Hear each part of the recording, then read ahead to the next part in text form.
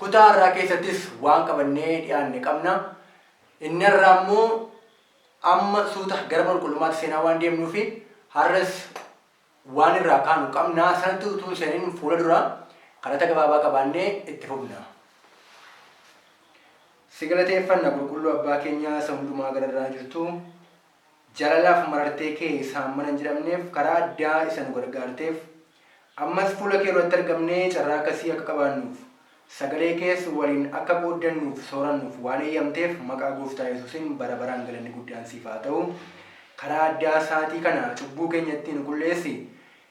Humna kee hafuura kee qulqulluu isa sagalee kee nuuf ibsu nuuf ergii waan nuti dubbachuu qabduuf nu barsiisuu barbaaddu ati nu barsiisi. Barrees dhageenyees ulfina keef jiraannee samiif nu qopheessi maqaa Yesuus ilma keef jedhii. Ameen. Ameen. Kutaa irraa keessatti kan waliin ilaallu amma suuta tajaajila gara mana qulqullummaa keessatti ta'utti ilaalaa deemna. Kanaan dura akkuma jenne manni qulqullummaa kutaa lama qaba jenneerra iddoo qulqulluu fi iddoo qulqullootaadha. Naannoon isaa yookiin kutaan gara alaa immoo iddoo qalmaa iddoo itti aarsaan dhiyaatu akka ta'e tuquuf yaalleerra. Inni sun suuta yommuu itti deemnu utuu iddoo qalmaa hin gahin kutaa qalmaa utuu hin gahinii maaltu barbaachisaa akkamitti ta'a kan jirurra har'a kanarra kan waliin turru ta'a. Kanaaf sadarkaa jalqabaatti akka jalqabaatti kan waliin ilaallu utuu iddoo qalmaa yookiin iddoo aarsaa hin gahin mana qulqullummaa isa lafarraa keessatti kanaan dura horiin qalmaaf dhiyaataa turte jirti. Aarsaadhaaf kan dhiyaataa turte jirti. Sunis kaayyoo mataa isaa danda'e qaba. Yommuu dhiyaataa ture horiin qalmaaf dhiyaataa ture. Keessumaa aarsaa guyyaa guyyaan irratti jechaadha. Guyyaa guyyaatti aarsaa dhiyaachaa ture keessatti horiin aarsaadhaaf qalmaaf dhiyaachaa ture horii akkamiiti kan jedhurra yommuu turru Phaawulos moota kufaa Qorontos keessatti akkuma jedhu Kiristoos hoolaa faazikaa keenya jedha. Aarsaa akka inni nuuf ta'e dubbata. Horiin yeroo sana aarsaa dhiyaachaa turte Kiristoos wajjin amala akkamii amala wal fakkeessu akkamii qabaateeti jedha kan jedhurra turra gara jalqabaatti. Ameen. Karaa addaan obboleessaan Waaqayyo isaa eebbisu jedhaati. Dhimmi mana qulqullummaa kuni akkuma kanaan dura jedhaa turre karoora fayyinaa adeemsa jalqabaa haga xumuraatti kan wal qabatudha. Kan ammoo karaa hawwata jalqabaa haga xumuraa eenyuun Kiristoos mataa isaati jechuudha. Mana qulqullummaa isaa kakuu moofaa keessatti jidduu keessan akka buufadhuuf mana qulqullummaa maal naa godhaa? Naaf ijaaraa jedha. Amma dhimma kan inni ilaalaa ture kanaan dura jechuudha. Manni qulqullummaa samii akkamii akka lafa bakka bu'u, kan lafaa ammootu deebi'ee amma ulfinni irraa bu'e eenyutu akka mana qulqullummaa ta'e, kan samii ammoo eenyutu mana qulqullummaa akka ta'u ilaalleera. Kaleessa karaa addaatiin mana qulqullummaa kana keessatti ijaarsi isaa akkamiin raawwata? Ijaarsi keenya akkamiin raawwata? Waan jedhu ilaallee jechuudha. Amma dhimma tajaajilaati kan jalqabatu. Tajaajila jalqabuu keenya kana keessatti tajaajilli mana qulqullummaa jalqabamuuf hoolaan dhufee qalamu barbaachisa. Hoolaan qalamu kun hoolaa akkamiiti? Hoolaa qalamu hoolaa faasikaa keenya Kiristoos erga jedhu ta'eeti. Kiristoos ammoo amala ulaagaa hoolaa kana akkamitti guutuu qaba? Hoolaa isaa ta'uu, re'attii isaa ta'uuti, horii isaa ta'uuti, jabbii, simbiras waan baay'eedha kan yeroo san qalan jechuudha. Wanti qalan kun hundinuu garuu amala wal fakkaatu tokko. Amala kana immoo Kiristoosii wajjin akkamitti wal qabata kan jedhu laalleetiin jenna. Lewwota boqonnaa 3 lakkoofsa 1 irraa lakkoofsa 3 irraa waan tokko akka laallu barbaadeetiin jedha. Macaafa Lewwota boqonnaa 1 lakkoofsa 3 irraa Ormiffaan waliin laalleetiin jenna. Yaada akka jedhu argineetiin jenna jechuudha. Tokko 3 irraa. Kennaan isaa kun karaa sa'aa keessaa qalma gubatuuf kennama yoo ta'e dibicha mudaa hin qabne haa ta'u. Ana Waaqayyo duratti fudhatamaa akka inni ta'uufitti namichi balbala dukkaana itti wal ga'anii sana duratti haa dhiyeessu jedha. Balbala eessa dukkaana itti wal ga'anii iddoon itti mana qulqullummaa keessa dhumseeniin jechuudha. Balbala san dura alatti dhiyaata jechuudha. Kanaaf akkamitti dhiyaata? Kan mudaa hin qabnetu dhiyaata jechuudha. Kan mudaa tokkollee maal hin taane dhiyaata? Kan mudaa tokkollee hin qabne dhiyaata. Yoo kana qofa gatii cubbuu dhala namaa irraa maal gochuu danda'a? Baasuu danda'a yookaan immoo iddoo kana dhiiga dhangalaasuu danda'a jechuudha. Itti aansaa jechuun lakkoofsa 10 irraa illee leewwatuma kana lakkoofsa 10 irraa waan tokko argineetiin jenna jechuudha. Lakkoofsa 10 irraa akkana jedhaayyuu. Kennaan isaa inni qalmaaf gubamuuf dhiyaatu kun karra bushaayee keessaa hoolaa yookiis re'ettii yoo ta'e korbeessa mudaa hin qabne haa ta'u jedha.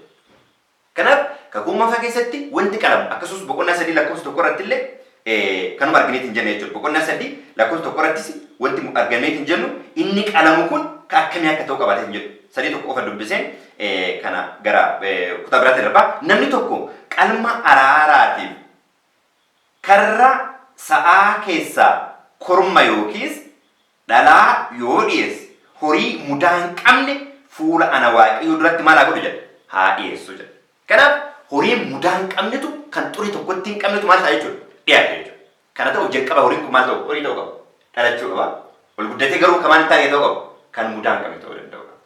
Amma Kiristoos dhufee dhala namaatiif deebi'ee qalamuudhaaf akkuma hoolaan kun mudaa hin qabnetu nama cubbuu isa nama mudaa qabu namni fuudhee harka ofii maal godhu hoolaa kanarra ka'a gara iddoo qalmaatti yoo jechuudha. Kanaaf nama kana kompiliitii ni sargabu inni kun kan qulqulluu kan mudaa hin qabne ta'uu danda'u qaba. Kana booda dhaqee namni harka ofii irra kaa'ata jechuudha. Waa'ee harka kaachuu qalmaan booda jiru kutaattanuu keessa badhinaan laata. Amma Kiristoos dhufee lafarratti Maariyaamiin irraa dhalatee gaafa jennu akkamii dhalatee gaafa jedhu baay'ee murteessaadha. Eenyummaa eenyuu fudhatee dhalatee dhugama moo samiirraa Addaamiin eenyummaa namummaa cubbuun beekne jalqabaa fudhee dhalatamu or waaqummaa addaan specifically amala wayii godhatu qabee dhalatamu completely eenyummaa keenya qabatee dhalatee gaafa baay'ee murteessaadha jechuudha. Gaafa baay'ee murteessaadha jechuudha. Yoo kana qabatee dhalanne nama bakka bu'uu hin danda'u. Akkuma horii sunniin horii ta'ee dhalatee mudaa malee ta'ee deebi'ee qalmaaf dhiyaachuu danda'u Kiristoos illee dhufee lafarra dhalatee mudaa malee ta'ee qalma dhala namaatiif deebii bara baraan ta'e deebisa jechuudha. Inni horii guyyaattiin qalama achiin booda mootu maal ta'a deebi'ee kabiraatu barbaadaniitiin jedha jechuudha. Ibroota boqonnaa 2 lakkoofsa 16 irratti waan tokko laalleetiin jedha. Ibroota boqonnaa 2 lakkoofsa 16 irratti akkana jedha 2:16 irraa. 14 irraa ijoollonni kun fooniif dhiigaan akkuma ta'an obboloota koo jedhee isaan waamu kun akkuma isaanii ta'e du'a isaaniitiin seexana isa humna du'aa qabu balleessuudhaaf nama ta'e jedha. Kanaaf Kiristoos maal ta'e? Nama ta'e akkuma obbolootaa ta'e jechuudha. Boqonnaa 2:11 irratti maal jedha? Gubbaa irratti 2:11 irratti egaa inni qulqulleessu warri qulqulleeffamu hundinuu kanuma abbaa tokkooti jedha. Kanuma abbaa tokkooti jedha. Kanaaf qajeelfama inni keessa darbu qabu tokko qajeelfama qulqullummaa ta'u yoo ta'u inni biraa ammoo sanyii namaa ta'u ture. Sanyii yeroo ta'u kana necharii eenyuu qabatee dhalate gaafa jennu gaafin akkasii ka'uu danda'a. Necharii eenyuu qabatee dhalate kan jedhuufi exactly necharii eenyuu qabatee dhalate 2:16 irraa birootuma 2:16 irratti deebi'ee iddoo siraatti dhaqee dubbiseetiin jedha. 2:16 irraa yaada akkana jedhu argineetiin jedha. Warra innoo ergamootaaf otoo hin ta'in sanyii Abrahaamiif hin dhimma jedha. Kun Oromiffaa kanaaf hiikadha. Kanaaf yeroo baay'ee Ingiliffa fayyadamuun wanti baay'ee barbaachisuuf 2:16 irraa Ingiliffummaa akkana jedha. For verily he took not on him the nature of angels. Namummaa yookaan nature ergamoota maal hin goone hin fudhanne. But he took a nature of seed of Abraham. Seed of Adam iyyuu hin jenne seed of Abraham. Sababni isaa achi haga Abrahaamiin kufaatiin cubbuun miidhamni baay'ataa deema jechuudha. Kanaaf hidda Abrahaam deebi ammoo hidda Daawit jedha. Daawit ammoo cubbamaa akkamii akka ta'e. Kanaaf eenyummaa cubbuu jalatti kufe eenyummaa keenya qabatee dhalate. Erga kana ta'e kan mul'atu kallattii hundumaan mudaa kan hin qabne. Mudaa kan hin qabne. Qajeelummaadhaan fuula abbaa isaatti akkana jedha. Akkuma abboomii abbaa kootii akkuma jaalala isaatti qabadhee maal ta'e jiraadhe jedha. Mul'ata boqonnaa 17 ammoo lakkoofsa 6:4 irratti waan ati akka kennite hundumaa maal godhee raawwadheera jedha. Waan ati naa kenniteef jireenya akka kennuuf maal godheera ammas nan kenna jedha. Kanaaf Kiristoos akkuma hoolaa sanii mudaa kan hin qabne ta'ee garuu qorumsa keessa rakkina keessa dhiphina keessa darbee mudaa kan hin qabne fuula waaqaatti maal ta'e mirkanaa'eef approved jedha. Hojii ergamoota boqonnaa 2 irratti samiin mirkaneessa jedha. Kana booda qalmaaf dhiyaate. Uduu mudaa kan qabu ta'eeti qalmaaf ta'uu hin danda'u. Dhiyaachuu hin danda'u. Kanaaf akkuma hoolaa san exactly bakka bu'ee raawwate kanaaf sirna itti fufaa wayitu raawwataa jechuudha. Amanu caqnee kun jidduudhaan dhufee Kiristoos waan nuuf deemu fakkaataa oor ammallee adeemsi keenya uumama randomillee tokkotti ta'ee dhaabbatoo nu fakkaata.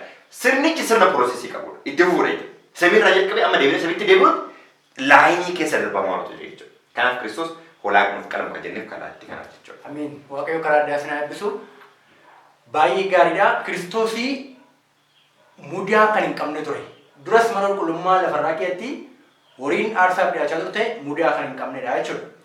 Tole gara keenyatti yommuu deebinu har'a Kiristoos nuuf du'eeraa jenna. Dhugaadhuma hoolaa faasikaa keenya ta'ee mudaa utuu hin qabaatiin sababii cubbuu keenyaatiif du'e. Haa ta'u Arrammoo jireenya kiristaanummaa keessatti jireenyi kiristaanummaa du'uurraa jalqabaa jenna. Du'uurraa jalqabaa jenna. Amma wantichi wanta wal dhiibu fakkaata, wanta wal faalleessu fakkaata. Kiristoos utuu mudaan qabaatiin du'e. Nummoo utuu mudaa qabnu du'uurraa jalqabaa jenna. Tokko Kiristoos nuuf du'e argatee maaliif du'uun nu barbaachisa? Tokko kanadha. Itti aansee immoo Kiristoosii utuu mudaan qabaatiin saba keenyaaf du'e, nummoo utuu cubbuu qabnu du'uu qabna yommuu jedhu du'ichi du'a garaa garaadha moo du'a akkamiidha? Waan jiru asirratti si ifaa ta'u. Tole, dubbii baay'ee murteessaadha. Erga Kiristoos nuuf du'e, nu maal goona? Du'uuf maal jechuun maal jechuudha? Silaa Kiristoos maal ta'eera? Nuuf du'eera. Yoo nu kafee du'u ta'e immoo du'uu inni Kiristoos nuuf du'u maali? Jalqaba jecha kana irratti waan tokko dubbadheen darba gara nuuf du'u Kiristoos jedhu. Jalqaba namni Addaamii fi Hewaan maal jedhame? Kanarraa nyaate. Gaafa kanarraa nyaate waan taate du'a duutaa jedhame. Addaamii fi Hewaan du'a du'aniiru dhugama du'a du'aniiru. Du'a maali? Du'a Kiristoositti adda ba'u. Exactly Kiristoos kan akkana jedhee proof godhe dargaggeessu tokkoon. Abbaan kun du'eera abbaa koo awwaalessi duukaa bu'aa jedhe. Kiristoos deebi'ee akkana deebisee. Dhiisii warri du'an du'a maalaa godhani? Haa awwaalanii jedhe. Kanaaf wangeelii Yohaannis boqonnaa 3 keessatti illee warra Kiristoositti amanne hadhayyuu itti faradameera. Hadhayyuu du'a jala jiru jedhe. Du'a jalaa gara jireenyaatti dhufuun kan danda'amu Kiristoosiin qofaadha. Kanaaf jalqaba nama yeroo uumu Waaqayyo hafuura jiraataa jireenya bara baraati kas jiraachisu hafuura ofii isaa keessatti ta'e sana. Amma hafuura jireenya kanatu dhaabate jechuudha. Jireenya gara biraa jalqaba jechuudha kallattii biraati. Jireenya gara biraa maal godha? Jalqaba jechuudha. Jireenyi gara naan dhaabate. Jireenyi gara kallattii samii dhufee dhaabate. Jireenyi gara biraan jalqaba jechuudha. Faallaa kanaa jechuudha. Amma deebinee jireenya gara jalqabaatti deebi'uuf jireenyi sun du'uu qaba. Jireenyi samii waan du'eef jireenya kallattii biraa jalqabe namni. Jireenya ofii yookaan jireenya seexanaa jireenya baraabarummaa hin qabne jalqaba. Amma baraabarummaa kan hin qabne kun maal ta'uu qaba? Du'uu qaba. Deebinee gara deebi'uuf jireenya barbaatti deebi'uuf. Kana macaafa Roomee irratti bifa tokkoon dhiyeessa. Haati manaa takka abbaa manaa ishee wajjin yoo walitti dhufte abbaan manaa kun amma du'utti abbaa manaa kana jalaa mirga ba'uu hin qabdu. Kiristoos gaafa fayyuu namaa ibsu bifa kanaa ibsatu jira. Jalqaba cubbuun kan irratti aboo qabu maal ta'uu qaba? Du'uu qaba. Jireenyi hafuura qulqulluu kan hin taane jireenyi hafuura xuraa'aan gaggeeffamu namni hafuura lamaan gaggeeffama. Yookaan immoo hafuura lamatu jira lafa kanarra. Hafuura qulqulluu fi hafuura xuraa'aa. Hafuurri namaa jira. Namni hafuura fi hafuura qulqulluu wajjin yoo walii gale jireenya bara baraa jiraata jedhama. Yoo kana dhiisee hafuura xuraa'aa wajjin walii gale du'aa hamaa jechuudha. Jireenya lafa kanaa jechuudha. Amma namni samiitti maal godhu? Jireenya hafuura qulqulluu wajjin walii galu dhiisee hafuura seexanaa wajjin walii gale. Kaafuraan du'e jechuun kun immoo jireenya jalqabe. Amma achi deemuuf kun du'uu qaba jechuudha. Uduu kun hin duune gara lamaan jiraachuu qaba. Kanaaf keenya du'uu qabna kan jennu jireenyi jalqaba keessa turre kan aboo dukkanaa jala turre kun maal ta'uu qaba jechuudha. Du'uu qaba jechuudha. Kana wajjin wal qabsiisee Kiristoos nuuf du'eera kan jennu maali? Achiin booda eerulee tokkiin haga yaada dubbee eeroo tokko dubbifneetiin jennaan. Luuk hamma iddoo qalmaatti dhalli namaa waan qabu tokko ittiin qabu. Hamma iddoo qalmaatti. Eenyutu kafale? Kiristoos Yesuustu kafale. Maal jenneera? Namni cubbuu fi hoolatti dabarsuudhaaf iddoo qalmaa dhaquu qaba. Hoolaan garuu qulqulluu taatee iddoo qalmaa dhaqxi. Namni cubbamaan ammoo harka ofii hoolaa yookaan ammoo waan qalamu kanarra kaa'ee maal ta'a? Qulqulluu ta'a. Yeroo sana jechuudha. Amma adeemsi iddoo qalmaa duuba jiru dhala namaa tokkotti illee ilaallatu. Kun qulqullummaan amantii isa jedhu. Qulqullummaan amantii. Qulqullummaan amantii kan jennu haga iddoo qalmaa sanitti waan jiru hundumaa inni kafale jechuudha. Kiristoos nu baate jechuudha. Kanaaf maal jedha Phaawulos? Tokkoffaa Xiimotewos 1:15. This is a faithful saying and worthy of all acception that Christ came, Jesus came into the world to save the sinners of whom I am a chief jedha. Anan gafa cubbamoota akka ta'e Kiristoos cubbamoota fayyisuudhaaf gara biyya lafaatti dhufe dubbiin jedhu maali jedha? Amanamaadha. An kana keessa ammoo maali jedha?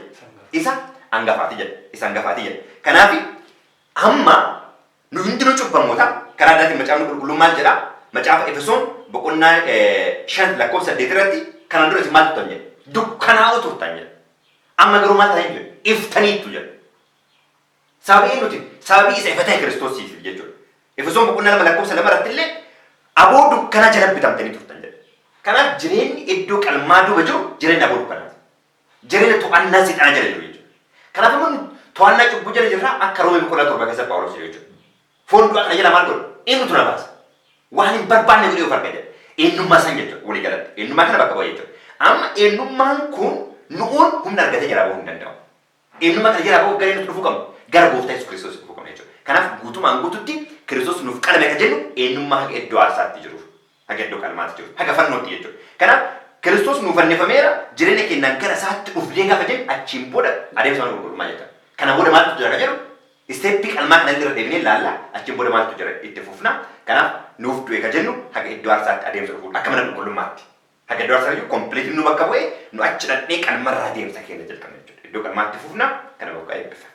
Waaqayyo guddaa isin eebbisu. Turtii ammaatti qabaanne Waaqayyoon guddaa galateeffannaa karaa addaa sanatti dubbachuun fedha isaa ta'ee fi galanni guddaan bara baraan haa ta'u jecha obboleessa koo akkas yeroo akkasii waliin qabaannee mata duree kanarratti akka haala kanaan fuula keessan duratti dhiyaannuu fi eeyyamoo ta'an illee Waaqayyo karaa addaa isin eebbisu jecha jireenya keenyaan wal qabata jechuudha. Kutaa itti aanu keessatti bal'inaan haala guddina kiristaanummaa jireenya kiristaanummaa garamitti akka deemu mana qulqullummaatti illee yommuu seenu toora tooraan kan itti toofnee ilaallu ta'a jechuudha.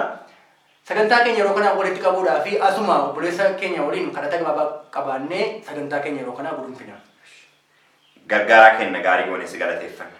Adaraa dhibbatti aarsaati nuuf kafalte karaa ilma kan kee baasii nuuf kafale immoo akka beennuuf ati nu gargaari. Yoo kana beenne maalirra akka jirru beenna gara fuulduraatti akkamitti akka deemnu beenna.